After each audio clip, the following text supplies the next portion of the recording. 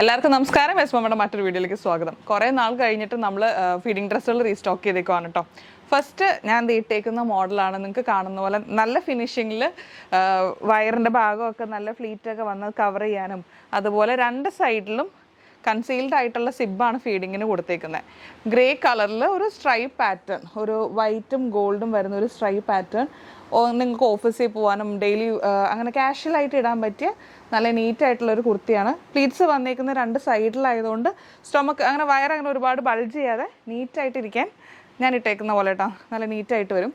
പിന്നെ നമുക്കൊരു പാറ്റേൺ വരുന്നതും ഇതുപോലെ നല്ല ഷേപ്പിന് കട്ട് ചെയ്തേക്കുന്ന ഒരു പാറ്റേൺ ആണ്. പൊതുവേ കാണുന്ന മെറ്റേണിറ്റിനേക്കാളും കൂടുതൽ എനിക്ക് തോന്നുന്നു ആഫ്റ്റർ ഡെലിവറി ഒക്കെ ഇട്ടാണെങ്കിൽ കറക്റ്റ് ഷേപ്പിൽ കിടക്കാൻ പറ്റും.